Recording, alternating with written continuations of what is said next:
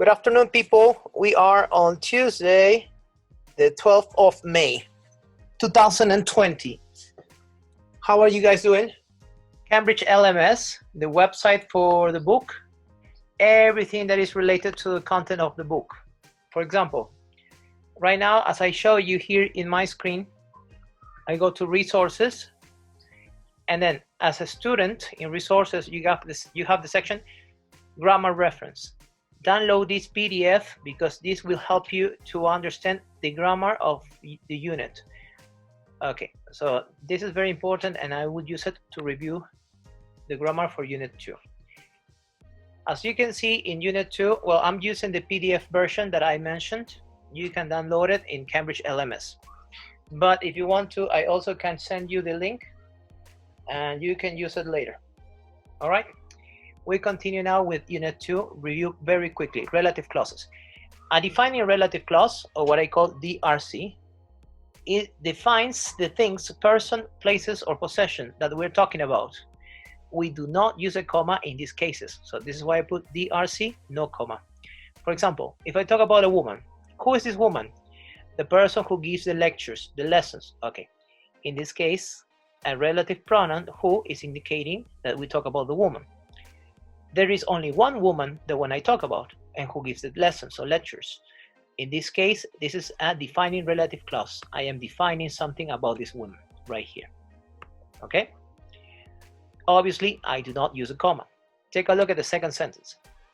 The city where I grew up is a great place. I am talking about the city, right? And I specify it. This is the place where I grew up. For that case, I don't use a comma because I am defining. That is the reason why this is called defining relative clause. And who, where, that, or which are defining relative pronouns. We also talked about a non-defining relative clause.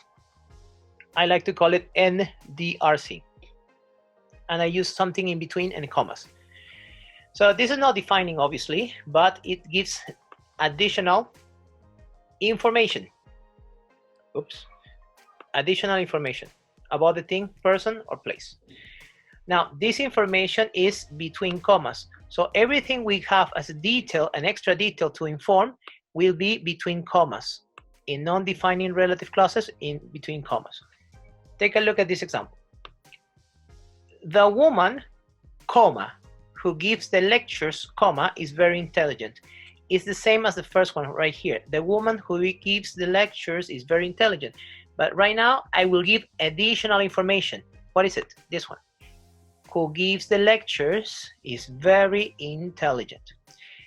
After WH relative pronoun, the information that continues as a detail or additional information goes between commas. Next sentence here. The city where I grew up is a great place. I am talking about the city. So this is the additional information. Where I grew up, it goes between commas. Okay, the topic for this week was omitting relative pronouns right here. But there's always important things that we can review. For example, when can we use which and when can we use that? Because most of the time we can use a counter word, which is that in these cases. But take a look at this topic. Which is to refer to a whole clause.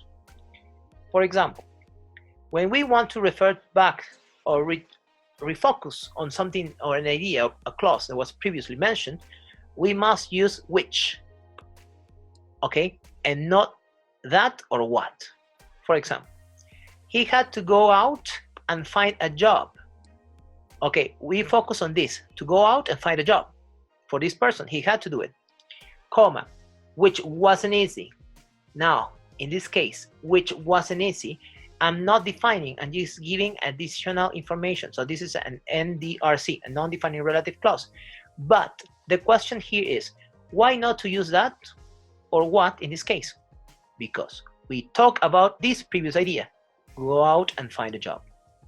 Second sentence, this font is very good. We talk about the font and it's very good. Which, what is which? The font? No, the condition, which is why it's so popular. So remember, we use which when we talk about something from before a previous class to refer to it. Okay, yesterday's class in grammar section was omitting relative pronouns and reduced relative clauses. Okay, we talked about the first one, omitting relative pronouns. Today we will talk about reducing relative clauses, which is a name for something that is very obvious with verb to be, but let's focus on this. When do we omit relative pronouns? There are 3 rules. First rule, very simple, yeah?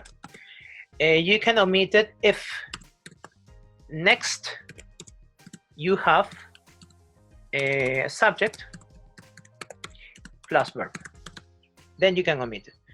For example here, when the relative pronoun that, which, or who are the object of the following clause, they can be omitted. How do I know they are the object? Because there's a subject and a verb that continues with them. Okay? They can't be omitted when they are the subject of the following clause. If they're the subject, because the subject is very important, then you cannot omit them. They can be omitted when they are subjects. For example, he is the man that I told you about. Here's the subject. Rule number 1, remember, if the next after the WH or TH in this case is a subject and a verb. I is a subject and told is a verb. In that case, you can omit it. Take a look. He is the man I told you about. Or I can say he is the man that I told you about. Teacher, then if it's possible to omit it, why do we mention it? It's important to mention it because your speech will be very fluent. And when you do writings for essays, letters, emails, etc., when you use this type of relative pronoun, or you omit them, it's very important. It makes you look good. Yeah, that's the truth. Second sentence. He's the boy who sold me this watch. Now, what happened here? After who, there is no subject and there is no verb, which means you can never omit this. Why? Because who is acting as a subject. When it's a subject, you cannot take it out. This is what I explained to you guys yesterday. Now, let's go to the next page.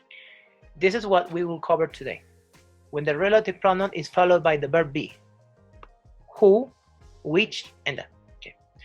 We can leave out both the relative pronoun and the verb to be. And this action is called reduced relative clause. Yeah, it's just the name, reduced relative clause, which basically is WH or that. WH, or I mean, relative pronoun, plus the verb to be here, was, plus the verb to be are. You can omit it. Listen to this sentence. Their house, comma, which was built only last year, comma, was completely destroyed by the tornado. I can omit the information here, which is reduced relative clause, which and was or to be. Their house, built only last year, was completely destroyed by the tornado. No problem with that. Next sentence. The people who are running the company are not doing their job properly. I can omit who are because it's a reduced relative clause. Remember, when the relative pronoun is followed by verb to be, it's called reduced relative clause. And we can leave out, take out, omit both, which are both, which and was, who and are, the relative pronoun and the verb to be. This action is called reduced relative clause, and this is what we talk about today. I hope you understood. I hope it's clear. And now we go to Student's Book, page 25. The section is on the top right here, reduced relative clauses. Okay, let's see. We have 4 people waiting. They came late as I was talking. That's fine. We show them the video later. Good afternoon, Anel. Hi, teacher. Here it says, reduce relative clauses. Reduce these sentences. Where could you put the words that is, on, and who is? Then tick the correct box in the rule. Please, Anel, can you read the first sentence? I'm a student living and studying in France. So it would be, I am a student who is living and studying in France. Amazing. Let me see if I can write it here. I am a student who is living and studying in France. And how about the second one? The experience gained by living abroad is invaluable. The experience that is gained by living abroad is unavailable. Unavailable? Is invaluable. Invaluable. Invaluable. Which means that has no price for it. It's priceless. Okay, here it is. I repeat. Who and is called reduced relative clause, a combination of WH plus the verb to be. If we can omit it, we have no problem. For example, here it says, I am a student living and studying in France. But if I specify more in detail, who is living and studying in France. Okay. And the second one is the same. The experience that is gained by living abroad is invaluable. Let's check. All the answers are correct. Thank you very much, Anel. Now we have the rule. Help me please with the rule. Reduce relative clauses. The pronoun plus a verb to be. Which ones we can omit? Only the relative pronoun. Who, which, or that.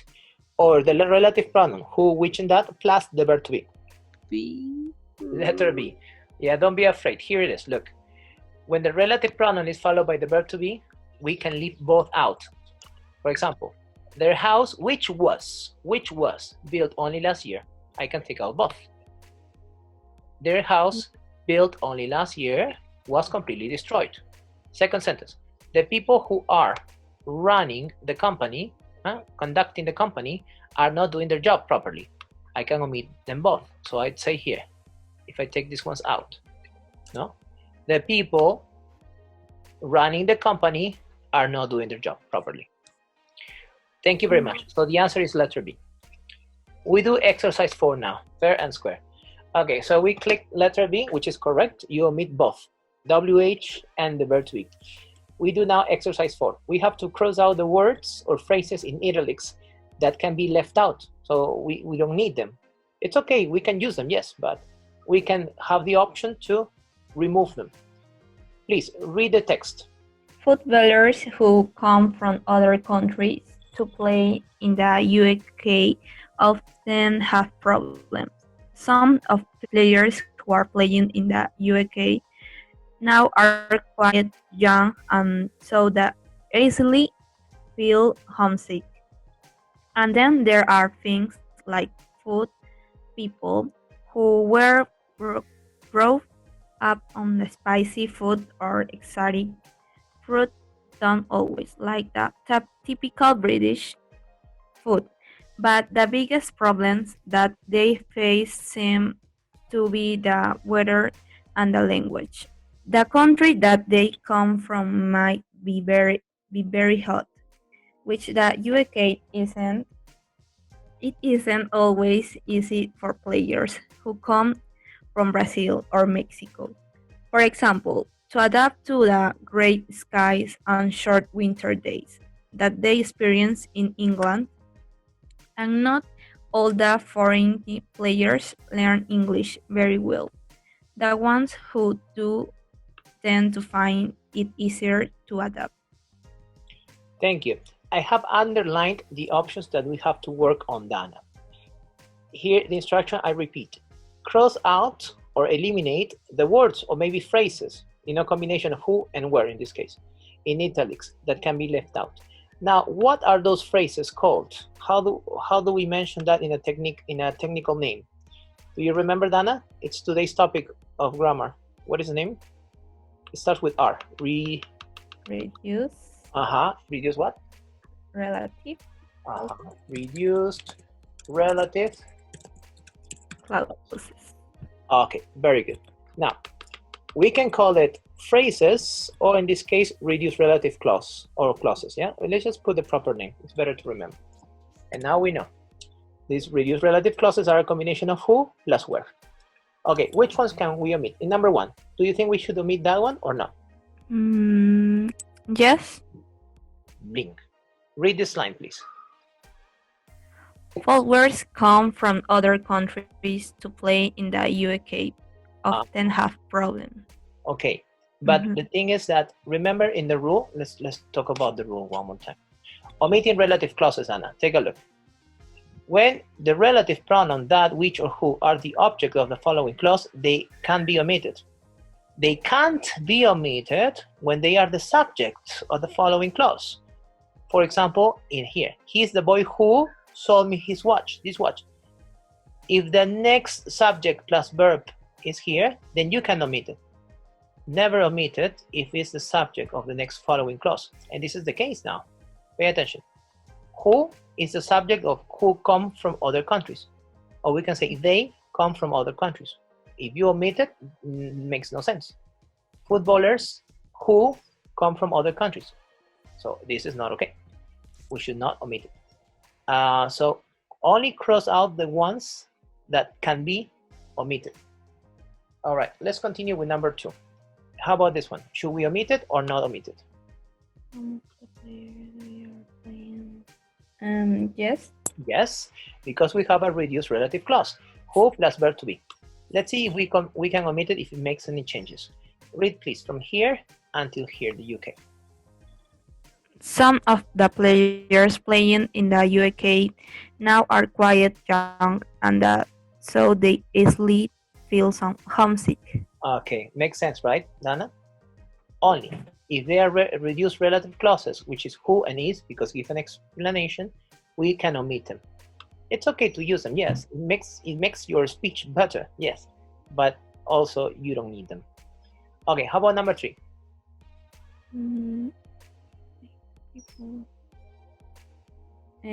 No. So we cross them out or not? Not. Not. Okay, so it means that it's not necessary, but here says cross out the words or phrases in italics that can be left out. I think it can be left out. How do I know it can be left out? Let's read. And then there are things like food, people brought up on spicy food or exotic things. So in this case, for number 3, who were, I can take it out because it's the same instruction as number 2, Dana. You see, who are, where, who were, the past of are. Number 3 and number 2 are similar. The only difference is that are is in present, and number 3, where is the past of are.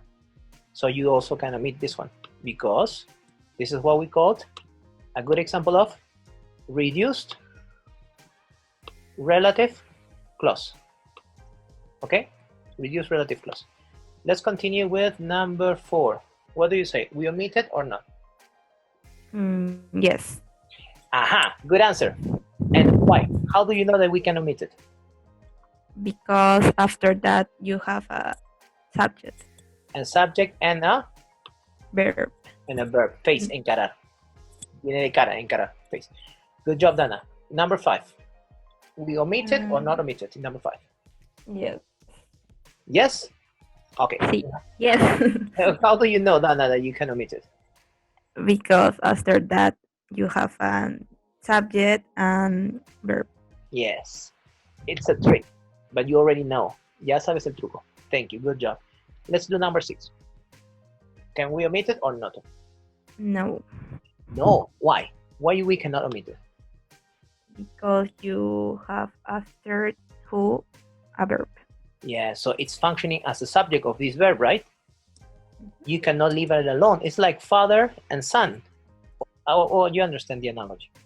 Okay. How about number 7? Yes. It's okay. And how is it? One more time. Sorry to be repetitive, but it's important. Because after that you have a subject and verb. Good job done. Finally, number 8. Should we omit it or not? No.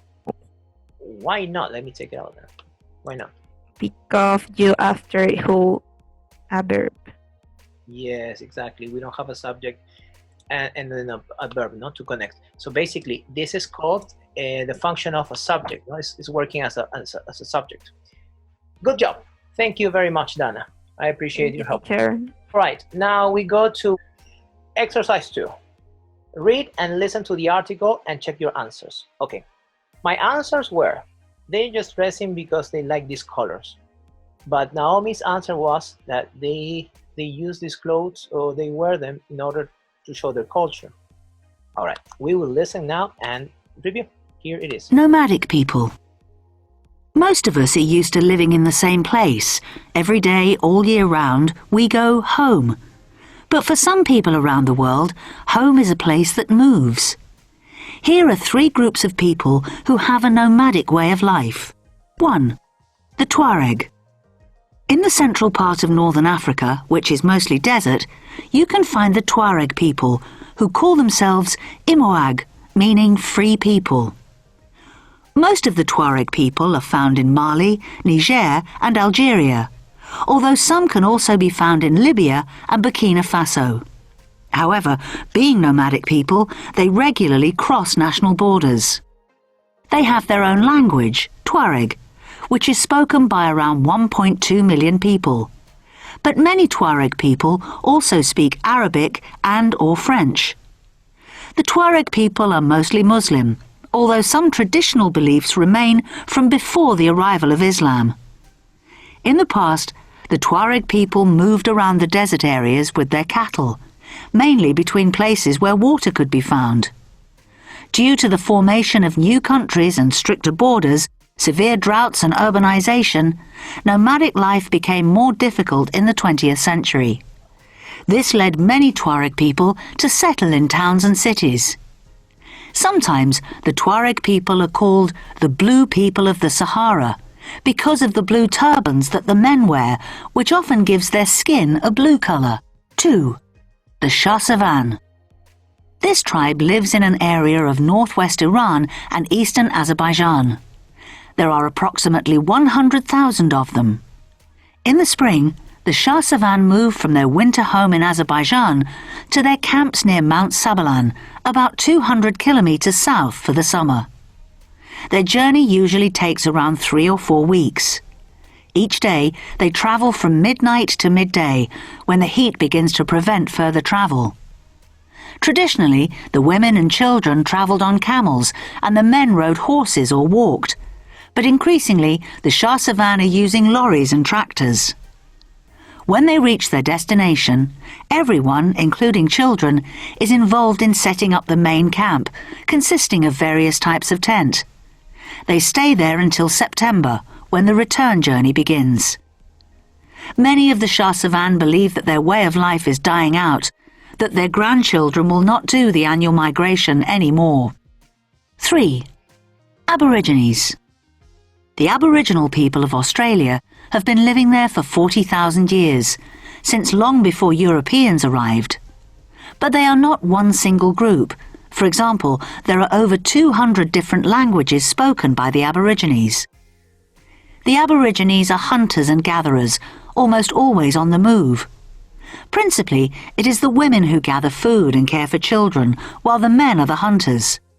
They have very few possessions, and the ones they have are mostly light, since they need to keep moving in search of food and to maintain a balanced diet. They eat seeds, fruit and vegetables, as well as small animals, snakes and insects. However, they occasionally decide to settle somewhere and form villages. Okay, guys. They have something in common, right? But I'm sorry, I was mistaken. It's not their favorite color.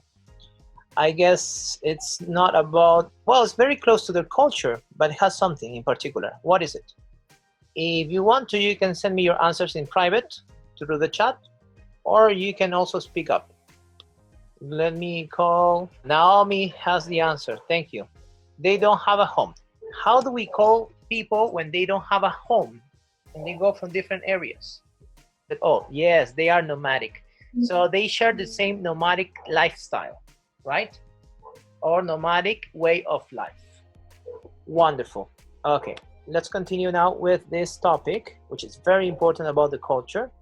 It's good to learn about other people, not just about Peruvians. That's fine. So we will continue now to the next page. According to the article, which group or groups only travel twice a year, doesn't own many things, speaks more than one language, sometimes lives together in villages, moves from one country to another, and has seen their lifestyle change? All right. In order to do this, you need to work together with the other page of the book. As I don't have the other page, I will show you on my screen the answers. Keep together the book with you, with the reading, with the article about the nomadic ways of life, and we answer the questions here. Who are those? Yes, very good, very good, very good. Guys, the first one is the second option, the Shazavan. Okay, number 2. Yes, the Aborigines, these ones. Number 3, read it carefully. They speak more than one language. Yes, very good, Nilsson. One more time, the Aborigines. Number 4. All right. Yes. The Tuareg, says Naomi. Go for the Aborigines one more time. Okay, question 5.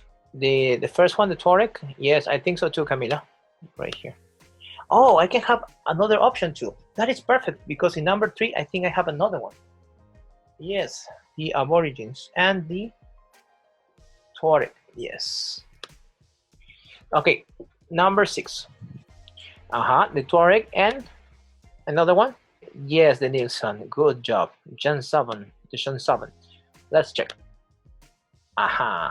Yeah. Definitely you have a question number 3 and question number 6 as double answers. Good job, guys. Please copy and we move on. Do we have time? We still have time. Exercise 4. Vocabulary. Okay, I don't like this section of the book, but sometimes does this to me. Match the highlighted words in the article to the definitions. So, for example, number 1, the places where one country ends and another begins. I think it's the border. Okay, we're doing exercise 4. The places where one country ends and the other begins. Take a look on the article and help me out. Which one is it? National border, says Bania Cardenas, and I think you are correct too. Okay, let's just put it here in number 1. How about number 2? It's when you have the GPS, your destination is on your right. That is for number 2, I'll put it here. Number 3, all the things that you eat. Diet, yeah. It doesn't necessarily have to be something strict. For example, I have a diet of eating chocolates every day. It's a good diet, I like it. Okay, number 4. Times when it doesn't rain and there's still little no water. Drought. Sometimes people confuse this droughts. Okay, what means mainly? This is easy, no? Similar to Spanish. Number 6. Things that people have and keep. What are those? Possessions. Yes. Okay, number 7. That happens once a year. Annually. Yes, annual. And finally, stay or continue. What is that? Remain. Yes, remain the same, continue the same. We have finished with this, and I think it's time for me to go. Okay, guys, that's it for the class. I hope you enjoyed it. Thanks for participating, especially in the chat. Now I let you say goodbye. Have a good time. Bye, everybody. Bye, teacher. Bye, Mr. Mendes. Thank you Bye, very much teacher. for participating.